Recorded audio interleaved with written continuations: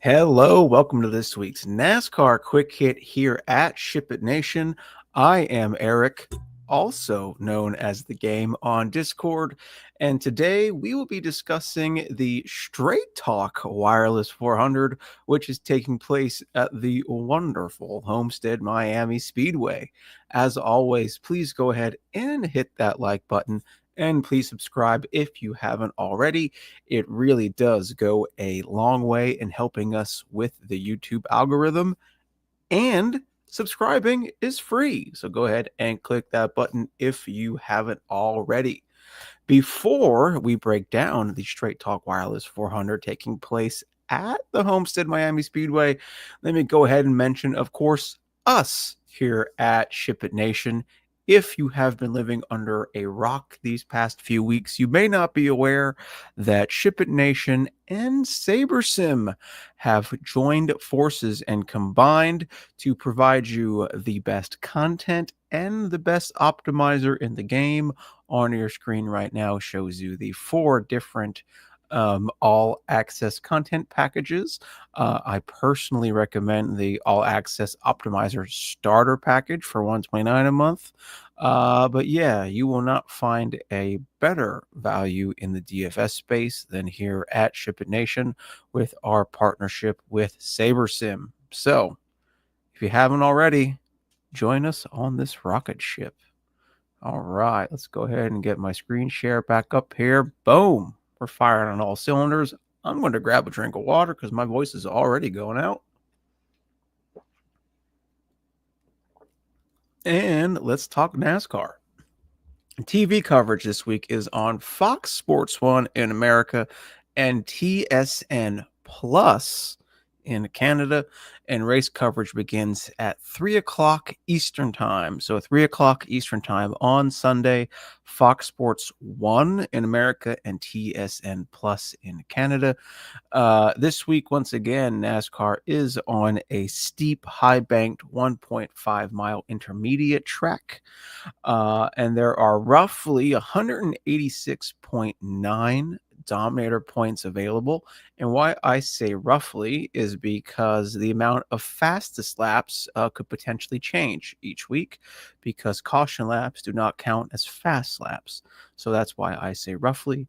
So there are roughly 186.9 Dominator points available this weekend at Homestead, and we will want to target those points.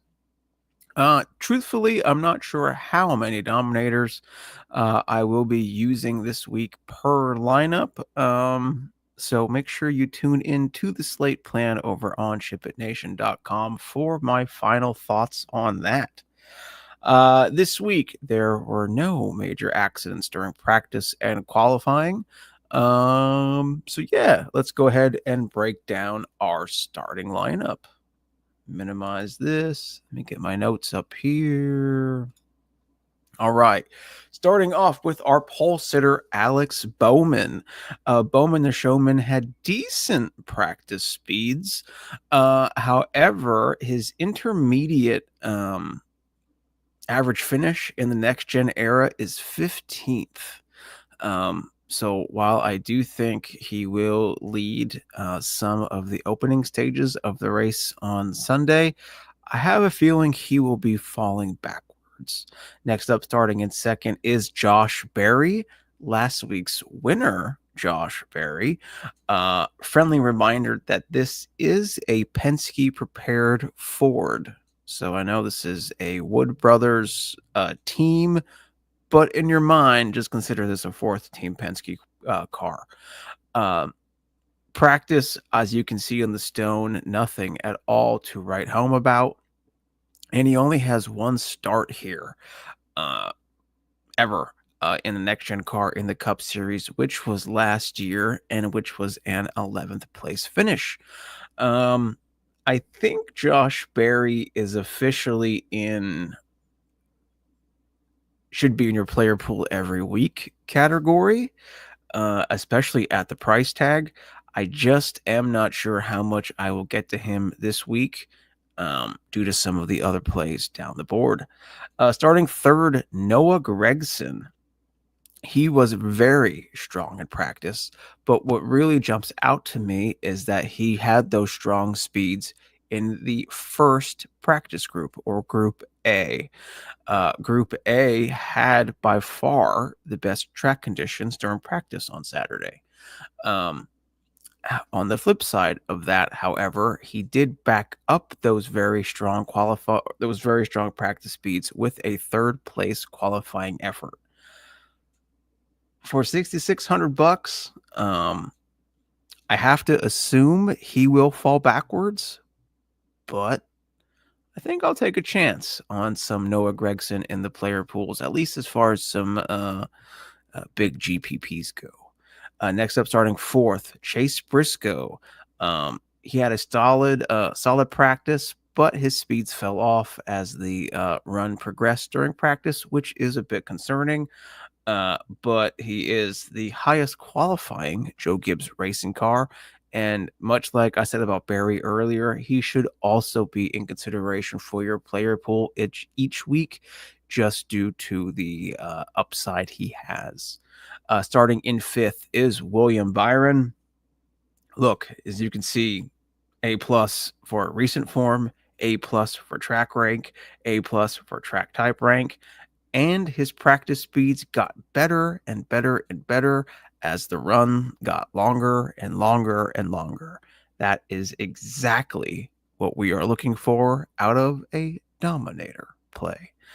Next up, starting sixth, Ryan Blaney. B+ recent form, A+ track rank, B track type rank, and very similar practice speeds to one William Byron. So if William Byron should be considered a Dominator play, Ryan Blaney should also be considered a Dominator play, and for $500 less than Willie B. So it's pretty good. Next up, starting in seventh, is John Hunter Nemechek. He will be a fade for me. Starting in eighth, Austin Cindric. Decent run of things lately. And that's including going back all the way to last year. I'm not sure when decent run of things lately will turn into this is his expected performance, but that's not yet. He had a good opening practice speeds, but his speeds got worse as the run progressed, which I think will be keeping me off of him on Sunday. Next up, starting ninth, is Bubba Wallace, and he was lights out in practice. First, second. Fast.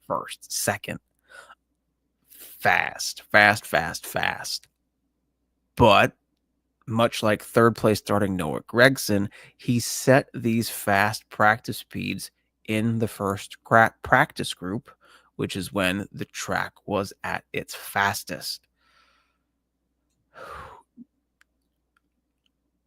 I think Bubba will have a good day on Sunday. I don't think he will be competing for a win, but I do think he will be around the top 10, top 15 throughout the day. Don't really think of him much as a cash play, but I would be willing to take some shots on Bubba in GPPs on Sunday. Next up, starting, let's see here, in 10th is AJ Allmendinger. And I'm just going to read my note verbatim for him. While I was pulling the data for this weekend's race, the Dinger's A track rating jumped out at me. Then his average finish at Homestead in the next gen era, which is 5.3, also jumped out at me.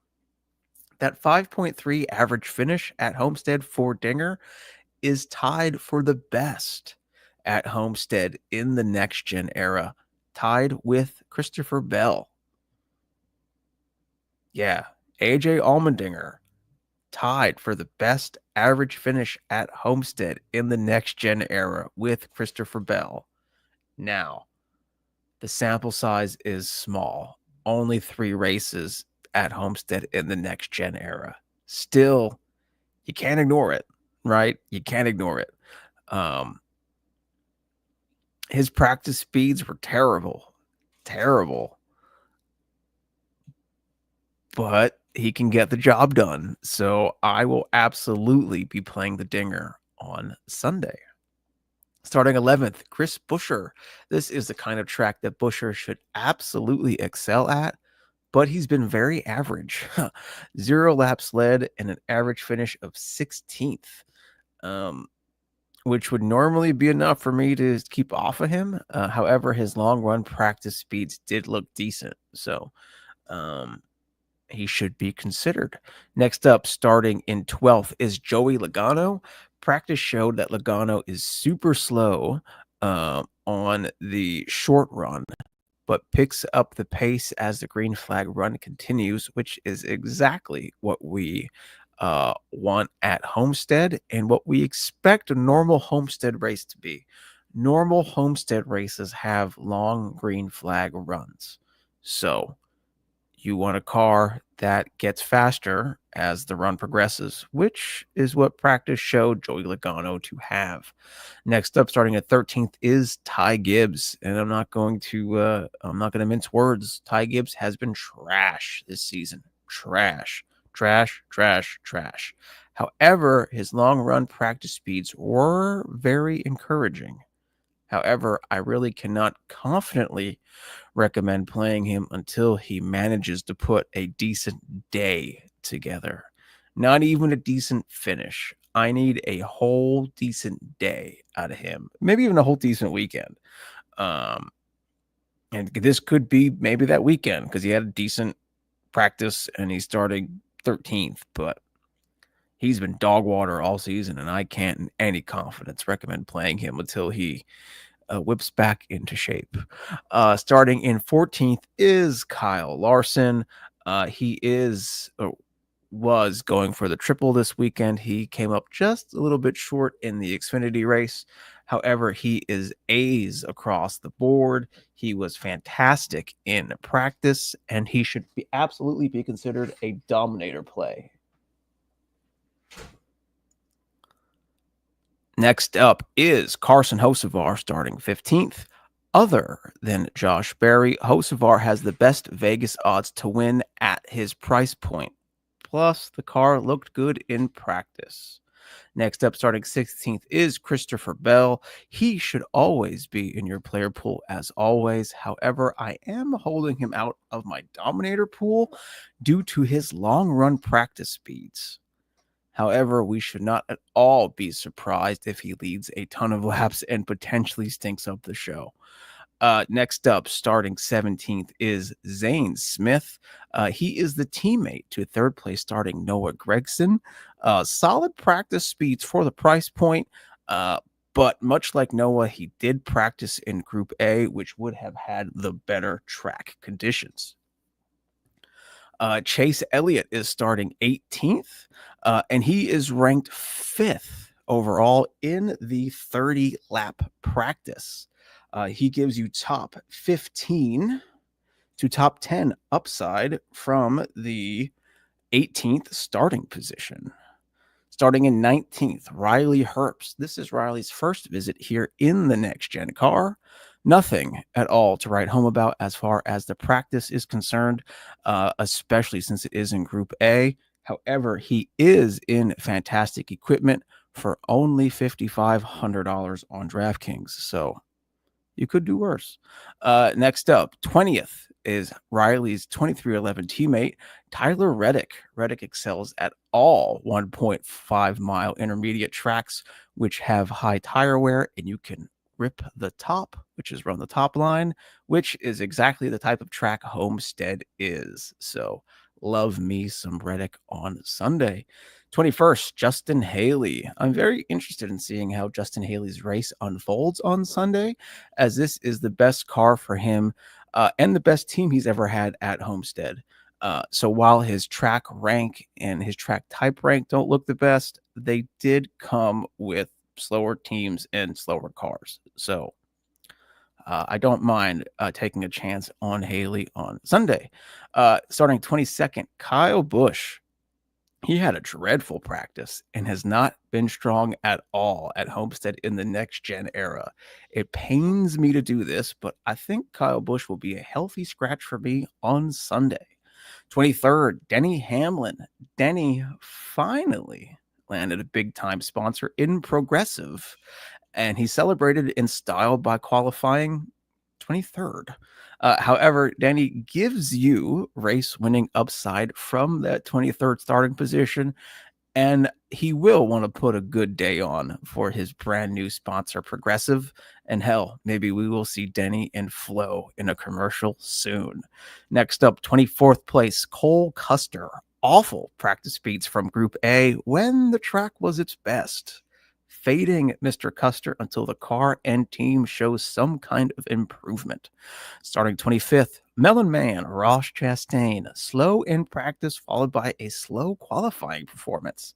Average finish of 12th, though, on 1.5 mile tracks in the next gen era. He should be considered for your player pool, but I'm not really encouraged by what I saw from the Melon Man in practice. Michael McDowell in 26th will be a healthy fade for me on Sunday. Just got slower as practice went on, and that's not what I'm looking for. Ricky Stenhouse in starting on 27th will also be a healthy fade for me on Sunday for the same reason. He got slower as practice went on. Eric Jones in 28th fired off extremely fast in practice and then fell off a cliff, fading. 29th, Gilliland. Pains me to do it. Gotta fade Gilly on Sunday as well. Where are we at here? Ryan Priest. Let me scroll down the Stone page a little bit here. So we got everything covered. Perfect. All right, that was Gilly. Next up, 30th, Austin Dillon. As the president of the Austin Dillon Haters Club, it pains me to say this. I have to include the Cowboy in the player pool on Sunday. His average finish at Homestead, 13th. 13th in the next gen era. That is fantastic upside from a 30th place starting spot. So give me old AD3 on Sunday. Ryan Priest in 31st was really impressive last week in Las Vegas. And I would normally always fade him. But that performance last week has me second guessing. So he will probably be in the player pool on Sunday. Brad Keselowski in 32nd. He had great long run practice speeds and really messed up qualifying to a 32nd place starting position. That does not scare me off of Keselowski at all. And I think he will probably be the chalk of the slate.